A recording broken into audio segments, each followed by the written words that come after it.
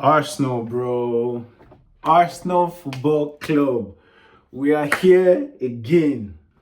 Where do we start? All right, cool. Entering this game, we all did that fake humble of, we know we've beat them before. We've beaten PSG earlier in the season, but we still have to give them that respect. Bruv, you can't fake it. You can't fake human emotions, bro.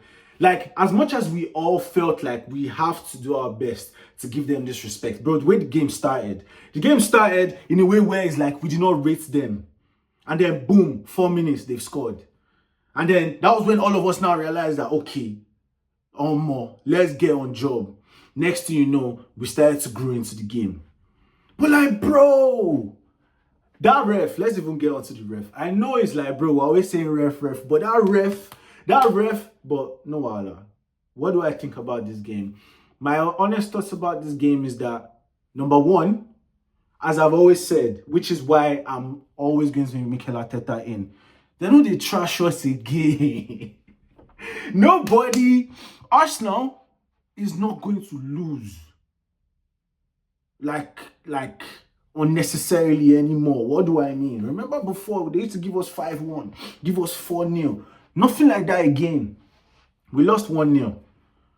But throughout the course of the game, all of us can know and will know that, bro, 80% of that game, okay, you know what? 70% of that game was us. We were the better team. And obviously, we had the advantage. We are home. So that is not even the most outrageous thing. But what I know is, second leg, bro. All that hype. Knowing Arsenal fans, bro, the way Arsenal fans are so emotional, and the way everybody, because when people say Arsenal fans are reactionary and Arsenal fans are emotional, it's not just Arsenal fans that are emotional. Arsenal ops too are emotional and reactionary, because I know now all our ops will be dancing and happy because they believe this is it. And rightfully so, because all of them told us that PSG are going to deal with us. But all of us, guess what? Because we've beaten PSG before, all of us were forming fake humble. Now we've learned. I don't know why we cannot. To be fair, we should have learned from Madrid. Madrid were proud and arrogant, and then, underdog. PSG low-key came into this game as the underdog. Let's be real. Why? Because we've beat them before. But it's just like, bro, like, okay, let's go to the players, bro. I don't understand that. Is there anything we could have done to avoid that goal? Because from what I remember, Declan Rice was meant to be marking Dembele. But then he now went to go and join Timber. And then both of them could not stop Kvaratskhelia's cross, layoff into Dembele. And the fact is, did they expect that Dembele will not play it once? Bro, Mikel Merino scored that same kind of goal against Real Madrid, bro. I don't know. Point is, we go again. And like, if this is where our season ends, I'm leaving with something. What am I leaving with? The fact that, look how Mikel Arteta is taking us to. I watched a video recently where they asked him about the phases. And my man said that phase 4 is where we are competing at the top of European football. Essentially where we are right now. It doesn't get more competing than it is right now. We're in the semi-final against PSG. So we are on track with the phases. But it's now building up to look like, bro, next season is do or die. But really and truly, call me deluded, call me whatever, but next season for me, with Arteta is like, because look at the players, bro. Look at the players we put out there. I don't know how I feel. I'm already thinking about next season, because the way I'm thinking about next season is almost as if I've already given up. But should I give up? Should we give up on this team? Should we accept that we've tried? But now it's just 1-0. If we go to PSG, all we just have to do when we go to PSG is defend and score 2 goals. Just 2. Just 2 goals. Just score only 2 goals. And we're done. And the best part is, now we understand that PSG are not the same PSG. I think what it showed that beginning is, when they say that you need to capitalize when you're on top. And PSG did that. PSG were on top for the first, like, let's say 10 minutes, maybe 15 minutes tops. And they capitalized. What did they do? They scored. And then they defended with their life throughout. So it's just like PSG did what they needed to do. Away from home, get one goal that you take back home, and then you have your ultras with they are definitely going to wear shirts. I don't understand. Is that they enter the stadium without shirts? Is it that? Is it that those PSG fans, they get into the stadium without a shirt and then they take it off? Is that they enter without a shirt, or they get in with the shirt and then they take it off? Because why are they always just not wearing shirts? And why are they always dancing? Why are they always dancing? Why are those PSG fans always dancing? Every single time they pant, they're all just always dancing, bro. Ain't the first to win a football game. Why are you guys always dancing? What are you dancing about, bro? But what I know is the fact that we went and tidied Madrid at Bernabeu just shows that home and away, it just shows home away. It doesn't really matter, because if we could withstand that Bernabeu, that they even close the stadium as well, bro. See, allow it, man. Nah, literally allow it. Like, all I know is we will see. And we will be there, and I'll just not be on social media. Because me personally, I don't like to see Ops happy about my downfall, man. I don't like to see Ops happy about what is it called, Arsenal's downfall. So I don't know. Maybe I'll still go and see what some of the Ops are saying, because they all told us that don't underestimate PSG. And this one, I'll raise my hands up. I'll raise my hands up and say we low-key played at the start, though. At the start. But as usual, in typical Arsenal fashion, we got into the game and we controlled the game and we nullified them. Yes, Bakola had that chance, and I think Kvaratskhelia hit the bar, whatever. But that's just it. They played like the Arsenal we know, where they don't score against, not even score, they don't shoot against Arsenal, bro. The way we play. And guess what? Thomas Partey will be back. Thomas Partey will be back. Trossard will be on the bench. Merino will be up front. Trossard was obviously the weak link. Oh yeah, now let's even go into the players. David Raya was on job. I don't know if he was meant to save that goal or not. I'll have a look. But to be honest, with goalkeepers and goals they're meant to save, if we do that, goalkeepers are meant to save everything unless they're Onana. So as long as my keeper is no Onana, I'm fine. And look, we're looking at that Garcia guy. Listen, Arteta has done so much to earn my blind support. I don't know why people just feel the need to go out of their way to challenge his authority. And I guess in a way, as a man, you, no matter how excellent you are as a man, you always need that G-checking. You know, you always need that G-checking. If you're going to make the mistake to think your shit done stink, then that's pride going before a fall. You know the story of that king, is it King Alexandria or someone, or Caesar or someone, that as great as he was, he had someone behind him that was always just reminding him, you are a man, you're a man. Don't let it get into your head, all this type of stuff. So fair enough. So I guess people that challenge Arteta, I guess this is your purpose, to keep him grounded so that he doesn't feel like his shit don't stink. So fair enough. David Raya, Timber was shook, bro. Kvaratskhelia was making Timber shook, but in the end, he still locked him down. Because, bro, after like the 20th minute, I did not see Dembele again.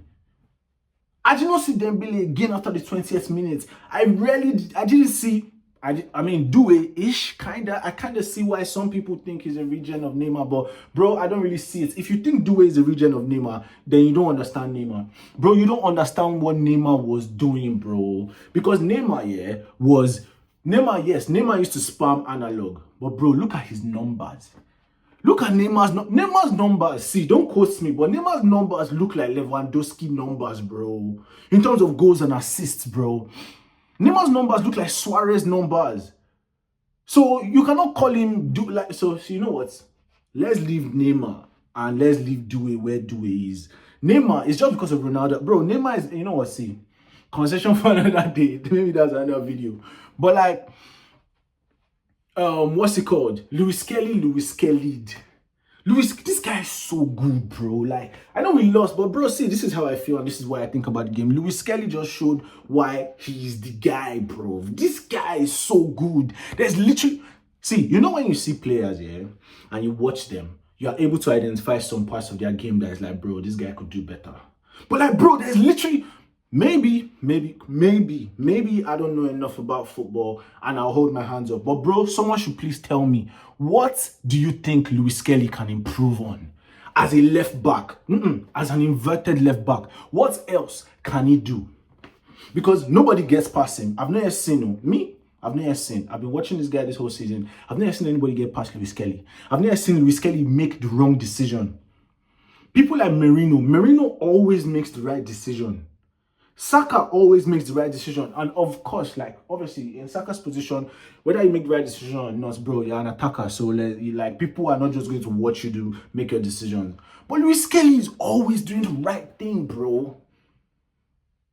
Anyway, maybe, okay, I think I know one thing that I need from Lewis Kelly more. Because I've not really seen him overlap. So maybe Lewis Kelly could overlap more. But is that his job? Is that what Mikel Arteta wants him to do? You know, because I also don't even really know how fast he is. But anyway, this guy is strong. This guy always wins fouls. This guy, bro, do you see that layoff to Martinelli? Do you know Lewis Kelly is the only player on the pitch today that did something that you say that was a world-class move?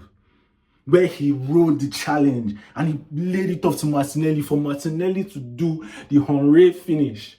Bro, you know what? Donnarumma was Donnarumma, because he also saved. Donnarumma made a lot of saves, so fair enough. Our centre back Kiwior, I don't understand. Kiwior, yeah. If listen, this season is the season where when it comes to player ID, yeah, when it comes to Mikel Arteta and player ID, when he signed Kiwior, everybody was like, now look at Kiwior. Look at Merino, bro. And the best part about Arteta is if he signs you and you're not on job, you're out. Look at Lokonga, he's out. Look at Tavares, he's out. Mikel Arteta does not waste time on signings that don't do what they are meant to do. He bounces them. And this is why I rate him, bro. He's not going to just persist with you for persistence sake. Look at how he's treating Sterling, bro. Because Sterling is not just on job. And you can see it. The reason why Sterling is not on job is not because he's not scoring. It's because this guy, you are not the standard that this guy talks about. I've seen it. I understand it. I understand what my team is. I understand my DNA. I understand what an Arsenal play is, an Arsenal performance is. An Arsenal performance is you leave it all out there, defensively and attacking wise, bro. An Arsenal performance is you win. It was a joke. If I lose a duel, I'm upset. But bro, that's how I know when we're sourcing. If I check and I see that we're winning our duels, I'm calm. And that's what I saw later on in the game today. Do you understand what I'm saying? So that's why, yeah, we lost. But because obviously it's 2 legs, it doesn't feel like it's the end of the world. It just feels like, fuck, I'm going to have to now deal with banter from ops. And that's calm. That's actually calm. All I know is, yeah, the midfield needs Thomas Partey. Declan Rice is solid. The midfield needs Partey and Declan Rice to do what he needs to do. I don't know why. I mean, obviously, Partey has all them controversies around him. But, bro, in terms of on the ball and even off the ball, Partey, listen, excuse me, I don't need to talk too much about it. We need Thomas Partey. End of. We need Thomas Partey. That's it. Declan Rice did his best.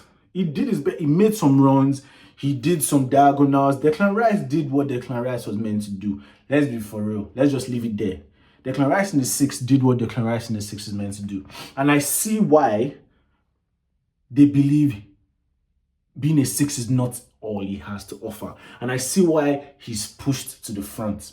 I see why he's pushed to an 8, bro. Because this guy is not just meant to be in the 6. So fair enough. Merino. I wish that Merino goal stayed, bro. Why do they always have to check it? Why? Why do they have to check it? But he checked it, and yeah, he was offside, so fair enough. This is why I like the semi-automated VAR. You cannot argue.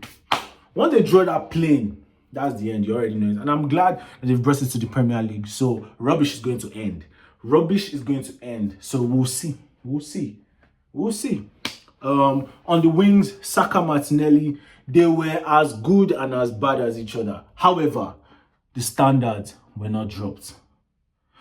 But speaking of which, on that Timber side, where was Saka when Kvaratskhelia was doing what? Where was Saka for that goal?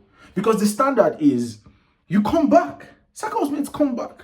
And that's the reason why Saka could not even do Saka things, because on PSG side, Mendes was always assisted with, bro, there was a point I even saw Saka. I even saw like 4 people against on Saka. These are the standards. These are the things. So Saka, Martinelli, they were as good and as bad as each other. It is what it is. And like, I'm not even gonna lie, yeah. Martinelli's point of view was just like, bro, like, it just was so obvious that, yeah, we need a better player than Martinelli. Martinelli is good, but we need better. It is what it is. And Trossard, bro, Trossard had that one-on-one that, like, Donnarumma saved. So, I mean, he was the 9. And he had a shot on target. What else do 9s do? He's just not the guy. We are sure not meant to be playing with a 5'7" number 9. This Arsenal team is not built for a 5'7" number 9. End of. When Partey comes back, Trossard is on the bench. And Declan Rice goes back there, and Merino goes up top. And it is what it is. So overall, it was a calm game. I got to see my team suffer and then recover. I'm fine with that. Because what would have been horrible is if we capitulated. I love the fact that the word capitulation cannot be used to describe my team again.